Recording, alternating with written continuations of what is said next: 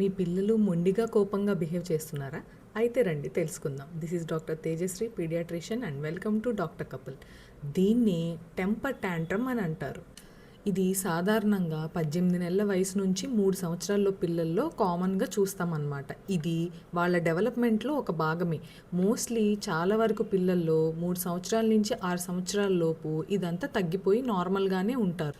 So ఇది వాళ్ళ డెవలప్మెంట్లో ఒక భాగమే అయినా వాళ్ళకి ఆ ఫ్రస్ట్రేషన్, యాంగర్ ఎలా ఎక్స్ప్రెస్ చేయాలో తెలియక వాళ్ళు ఇలా బిహేవ్ చేస్తూ ఉంటారన్నమాట. సో పిల్లలు చాలా వరకు ఇది హంగర్లో ఉన్నప్పుడు కానీ, లేదంటే స్లీప్ డిస్టర్బెన్సెస్ ఉన్నప్పుడు కానీ, లేదంటే ఫెటిగ్గా ఉన్నప్పుడు కానీ, అంటే టైర్డ్గా ఉన్నప్పుడు కానీ, లేదంటే ఏదన్నా ఇల్నెస్లో ఉన్నప్పుడు కానీ ఆ ఆ బాధనంతా ఇలా ఎక్స్ప్రెస్ చేస్తారనమాట.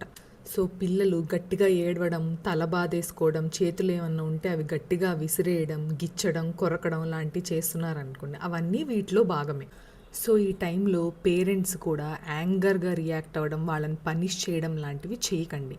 సో ఇప్పుడు వాళ్ళు తల కొట్టేసుకుంటున్నారు అనుకోండి, వాళ్ళని సేఫ్ ప్లేస్లోకి రీచ్ చేసి, అంటే బెడ్ మీదో లేదంటే సాఫ్ట్ క్లాత్ మీదకో తీసుకెళ్ళి అక్కడ వదిలేసేయండి. వాళ్ళని యాక్టివిటీ చేయనివ్వండి.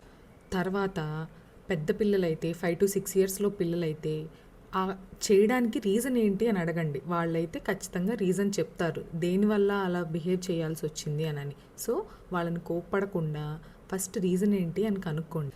సెకండ్ థింగ్, వాళ్ళని ఆ యాక్టివిటీ చేయకుండా ఉండేటట్టు డీవియేట్ చేయండి. లైక్ అంటే వాళ్ళకి ఇష్టమైన సమ్ థింగ్స్ కానీ, బుక్స్ చదివించడం కానీ, లేదంటే కొత్త విషయాలు నేర్పించడం కానీ, ఏదో ఒక యాక్టివిటీలో ఎంగేజ్ చేసి ఉంచడానికి ట్రై చేయండి.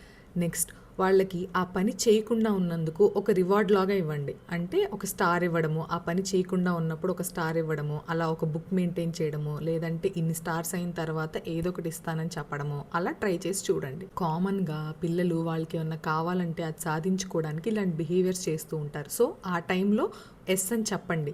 తర్వాత దాన్ని డీవియేట్ చేయడానికి ట్రై చేయండి. అంతేకాని వాళ్ళు అడిగినవన్నీ ఇస్తూ ఉంటే, లేదంటే మనం కోపంగా బిహేవ్ చేస్తే వాళ్ళు ఇంకా ఎక్కువ మొండిగా తయారవుతారు. ఇలాంటి బిహేవియరల్ ప్రాబ్లమ్స్ ఇంకా ఎక్కువ అవుతాయి. అండ్ ఫైనల్గా నేను చెప్పేది ఏంటంటే పాజిటివ్ యాటిట్యూడ్, అంటే మెడికల్ టర్మ్స్లో పాజిటివ్ రీఇన్ఫోర్స్మెంట్ అంటామన్నమాట. అదే దీనికి థెరపీ. ఇఫ్ ఇన్ కేస్ మీ పిల్లలు 6 ఇయర్స్ తర్వాత కూడా ఇలానే ఇంకా బిహేవ్ చేస్తున్నా, ఇంకా కంటిన్యూ చేస్తున్నా, సైకియాట్రిస్ట్ని కన్సల్ట్ చేయండి. Thank you. Please like, share and subscribe to Dr. Kapil.